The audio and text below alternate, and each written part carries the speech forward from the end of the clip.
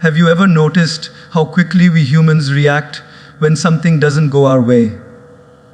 A harsh word from someone, an unexpected challenge in our plans, or even a small insult, and instantly our emotions burst out like fire. But let me ask you this, when was the last time reacting with anger actually solved anything? Most of the time, our instant reactions leave us with regret, broken relationships, and unnecessary stress. Life is not about reacting instantly, it is about responding wisely. And that wisdom comes when we learn to anchor ourselves in calmness instead of being driven by impulse. Calmness is not weakness. Calmness is the highest strength. Anyone can shout, anyone can get angry, anyone can slam doors. But it takes true inner power, true connection with God, to remain peaceful in the middle of storms. Imagine if we all lived with that calm spirit. How many arguments would be avoided? How many friendships would be saved? And how much peace we would carry within ourselves? Calmness is not something you practice only when life is easy. It is tested when life shakes you. And in that moment, the choice is yours. Do you react with impulse or do you respond with calmness? The power of pausing before you respond is one of the most underrated yet life-transforming practices one can cultivate. Think about how our days unfold. Something small happens, and instantly we find ourselves reacting. Maybe a colleague makes a comment that feels unnecessary, and before we even process it, words spill out of our mouths. Or perhaps you're stuck in traffic and someone cuts you off, and suddenly anger takes over. The truth is, in every one of these moments, there exists a tiny gap, a sacred pause, a breath of silence that can completely change the outcome of the situation. That pause is where calmness lives, and it is the gateway to wisdom. When you pause, you are not running away from the situation, nor are you suppressing your emotions. You are simply giving yourself permission to breathe, to reflect, to step back from the fire that wants to burst out. It's like when hot tea spills on the table. You don't immediately put your hand into it, do you? You wait, you take a moment, you assess, because instinctively you know rushing will only cause harm. Similarly, when life spills negativity, a pause is what prevents the burn. Look around in daily life, and you'll notice how most regrets come from words spoken too quickly, from decisions made in haste, from actions born out of impulse rather than reflection. A parent scolds a child harshly in the heat of the moment, only to regret the words later.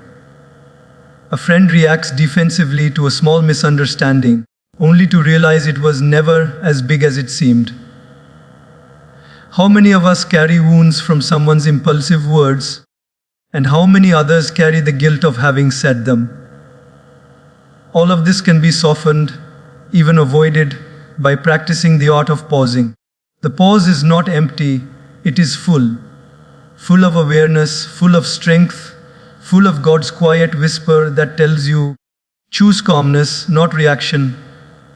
It is in the pause that you give space for wisdom to arise. Without it, the mind, driven by emotions, takes control, and emotions are like waves, powerful but often directionless. With a pause, you become the sailor who steadies the boat instead of letting the storm decide where it goes. Think of a time when someone criticized you unfairly. The natural urge is to fire back, to prove yourself, to sting them with words sharper than theirs. But if in that moment you take even a few seconds to pause, you realize that reacting will only make the fire bigger. That pause gives you the ability to either respond kindly, walk away with dignity, or speak in a way that maintains your peace. That is real power, not the power to dominate others, but the power to govern yourself.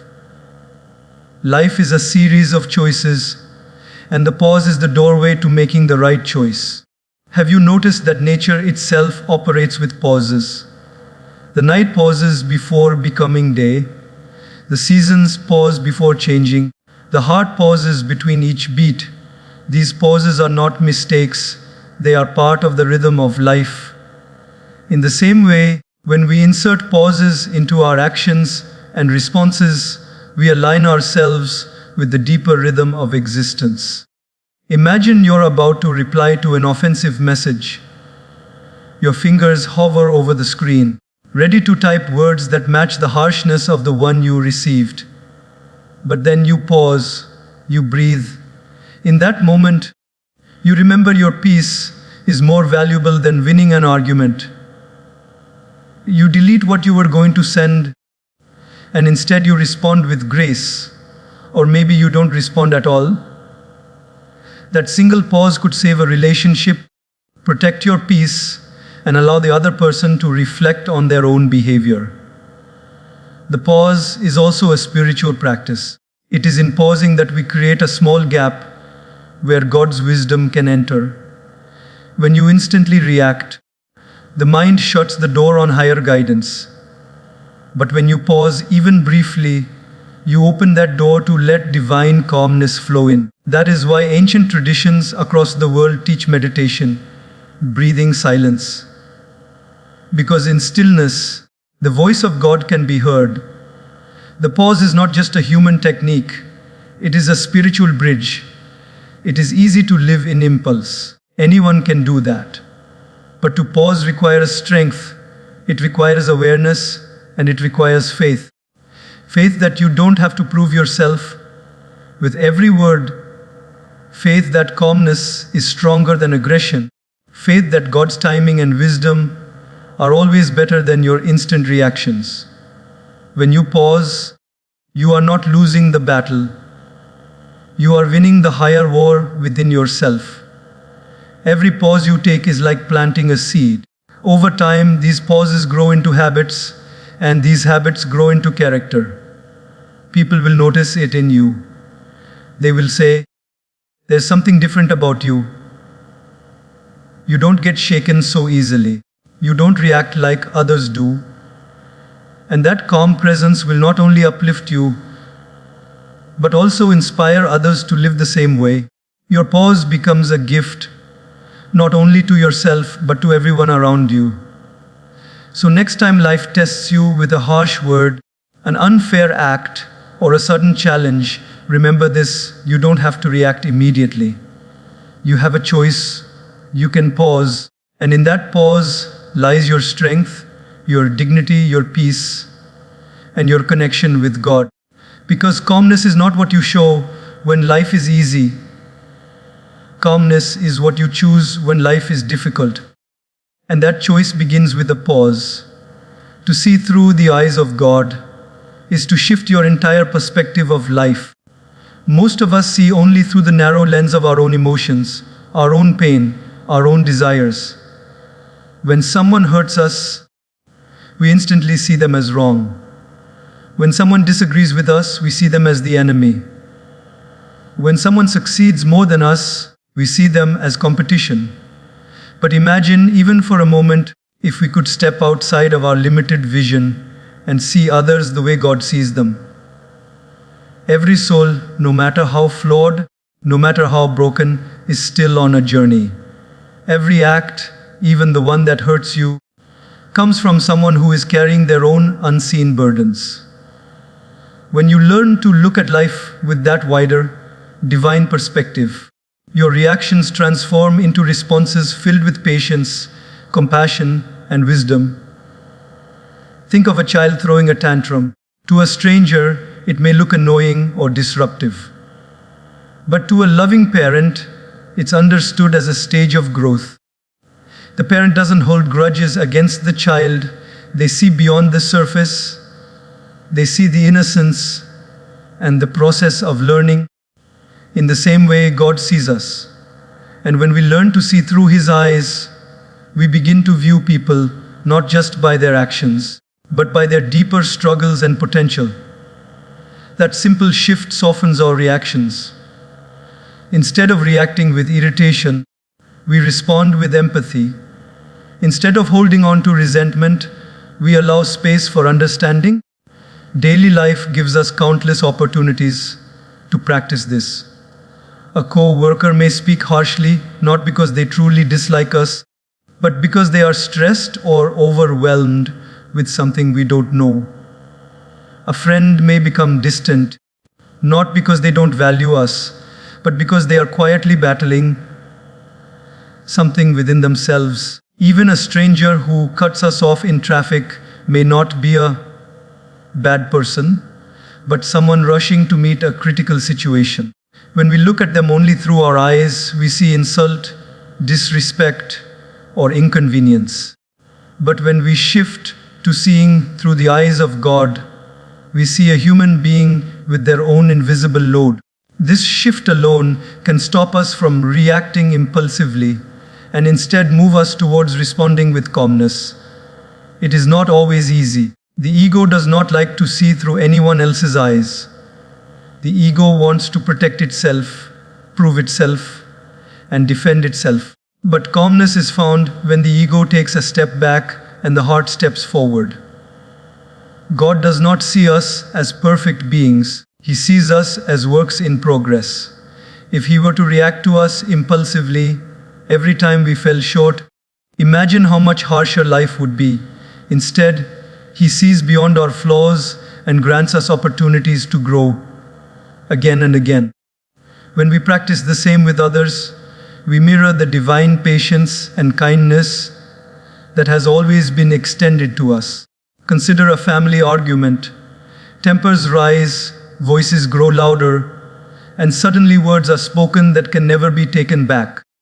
In that heated moment, each person is only seeing through their own pain, their own rightness. But what if one person paused and chose to see the situation through the eyes of God?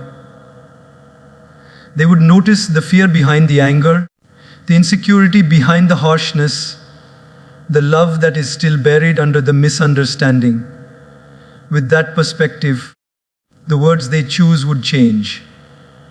The fight would dissolve sooner, and peace would return quicker. This is the quiet strength of learning to see beyond appearances. Seeing through the eyes of God also teaches us forgiveness. When someone hurts us, it feels personal, but often it is just the expression of their own inner suffering. Just as a sick person coughs without meaning to hurt those around them, a hurting person sometimes spreads pain unintentionally. When we look at them through the eyes of judgment, we become bitter. But when we look at them through the eyes of God, we see their illness, their wound, their humanity. And then forgiveness is no longer a burden. It becomes natural. This shift in vision also makes life lighter for us.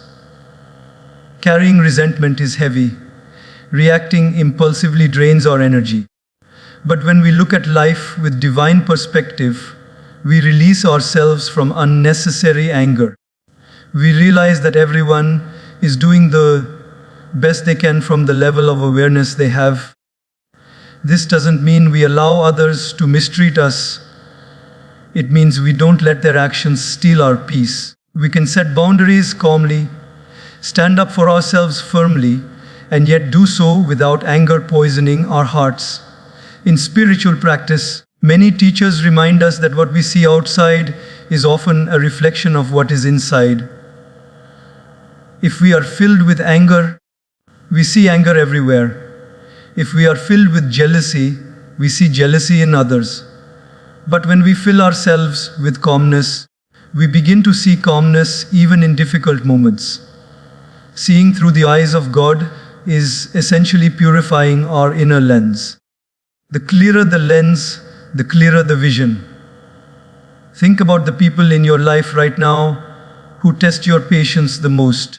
Instead of asking, "Why are they like this to me?" try asking, "What might they be going through that I cannot see?" That single question can turn irritation into empathy. And empathy is the soil in which calmness grows. Suddenly, instead of reacting, you are responding.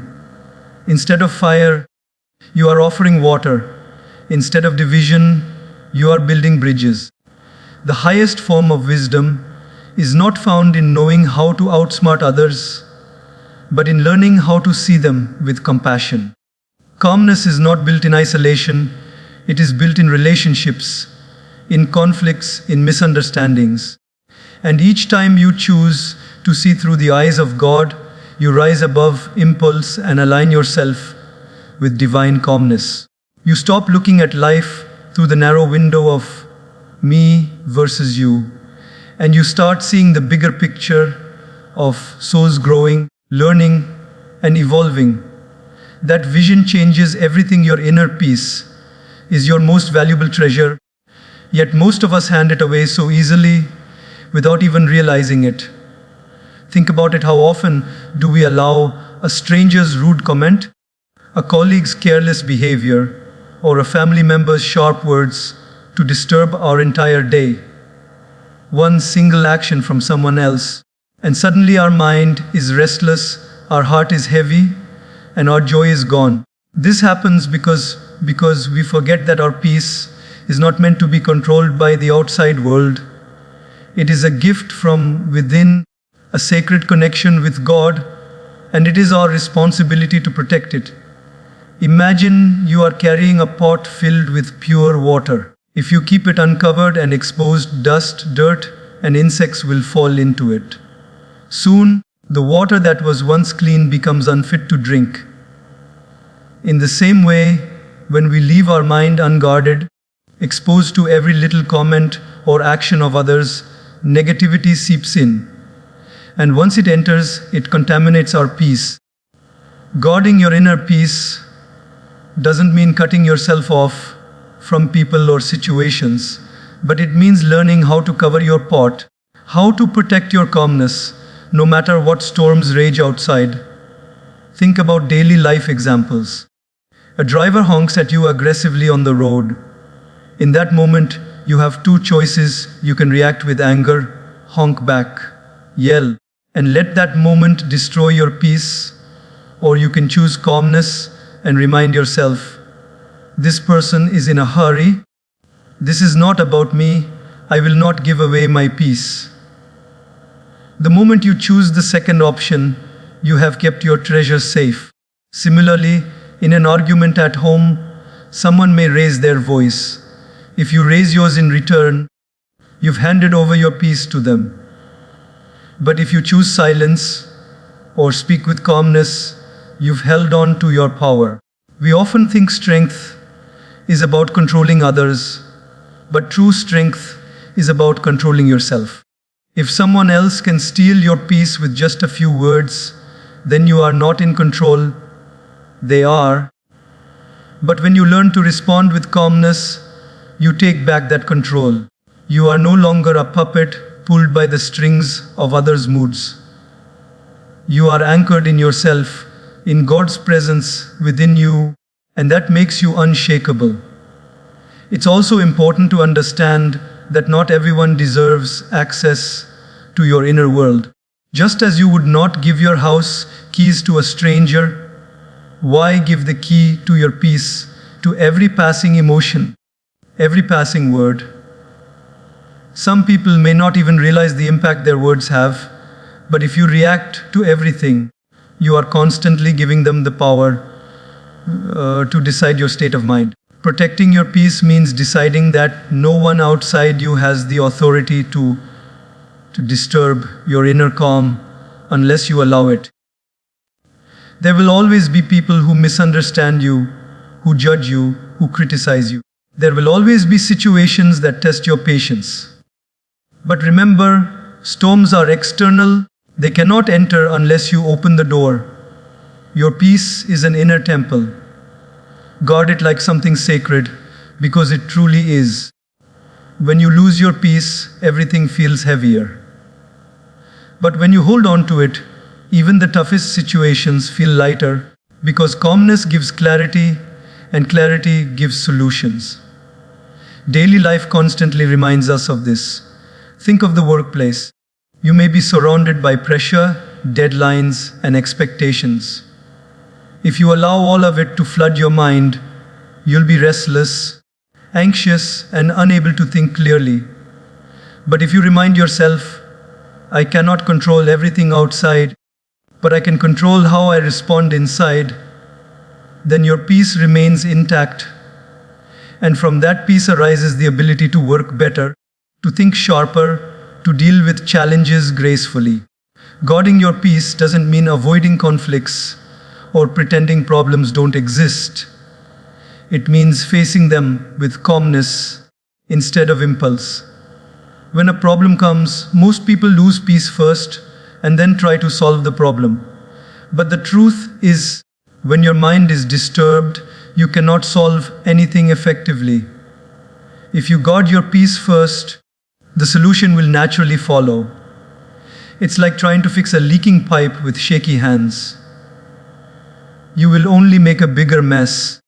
But if you steady your hands first, the pipe can be repaired.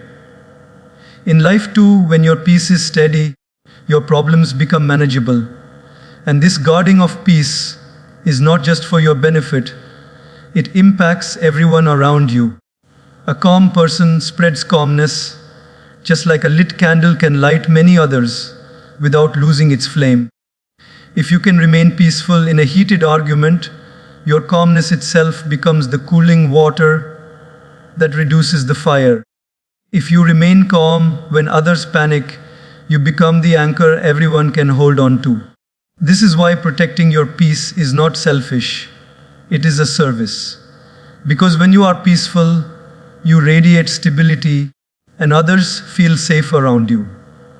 Ultimately, protecting your peace is protecting your connection with God. Peace is not something you manufacture, it is something you receive when you are aligned with the divine.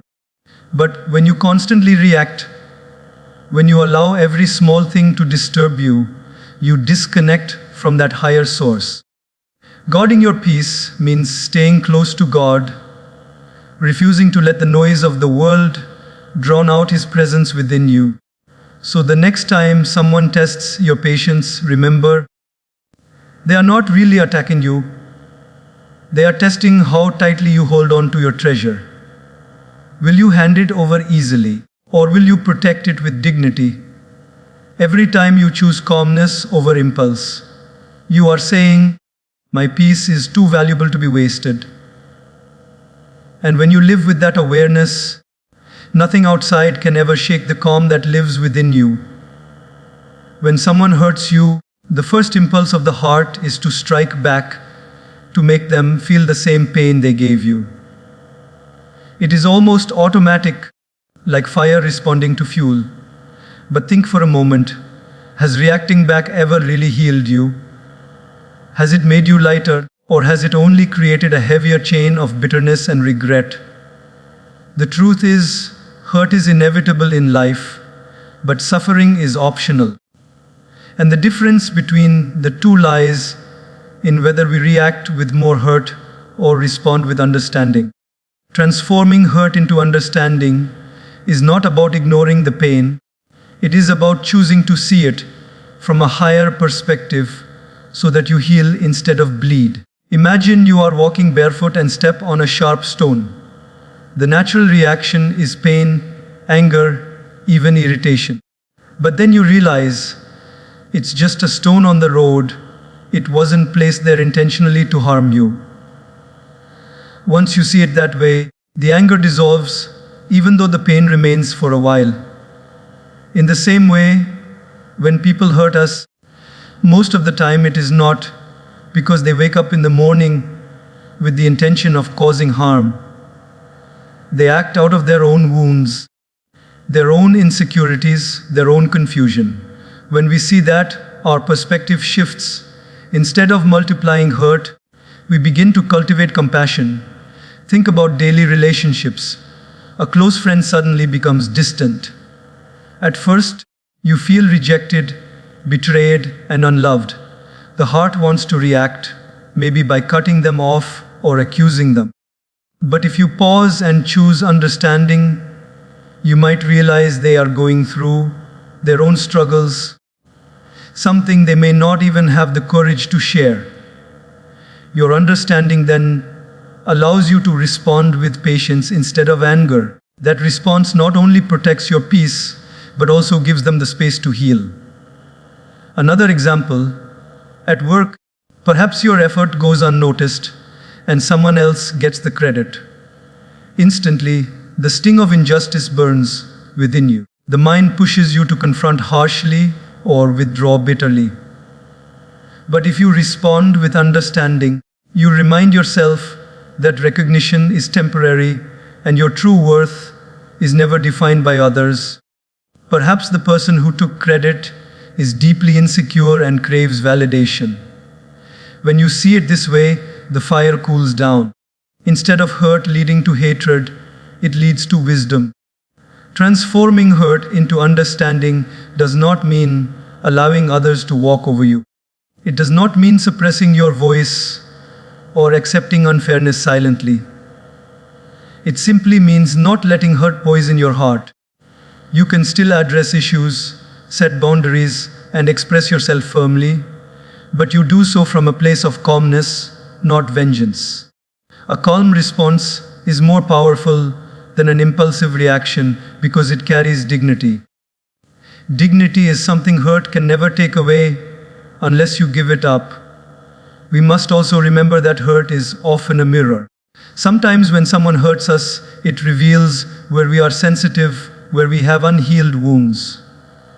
For instance, if a colleague mocks you and it disturbs you deeply, perhaps it is because there is already a seed of insecurity within. Instead of only blaming the other, if you look inward with understanding, you use the hurt as a teacher. That pain then becomes a doorway to self-growth rather than just another scar. Think of nature. When a storm passes, trees may lose branches, flowers may lose petals. But the roots of a tree dig deeper into the soil to remain steady. In the same way, when hurtful situations shake us, we have a choice. Either we let the pain break us, or we let it drive our roots deeper into patience, faith, and calmness. The hurt then becomes fuel for growth instead of a reason for destruction. One of the greatest truths is that everyone is fighting battles we cannot see. A harsh word from someone may not really be about us, but about their own tiredness. A betrayal may not be a reflection of our worth, but of their confusion. A rejection may not mean we are undeserving, but that the timing is not aligned. Understanding this doesn't erase the pain, but it softens it. And a softened heart has space for peace. When you transform hurt into understanding, you also break cycles. Normally, hurt people. If someone shouts at you and you shout back, the chain continues. But if you stop and choose understanding, you don't pass the pain forward.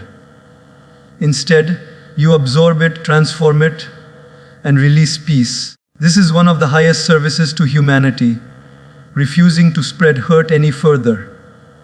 And remember, every time you choose understanding over reaction, you are aligning yourself with God's way of seeing life. God does not react to our mistakes with punishment at every step. He sees the deeper reasons, the hidden wounds, the lessons we still need to learn. He responds with patience, with opportunities for us to grow. When we mirror even a fraction of that divine patience with others, we not only protect our own peace, but also reflect God's presence in our actions. So the next time someone wounds you with words, actions, or neglect, remind yourself, I can add more hurt to this world, or I can transform it into understanding. One path will leave me restless, the other will make me strong. One will keep me chained to bitterness, the other will free me into peace. Hurt is inevitable, but whether it becomes poison or wisdom, that choice will always belong to you.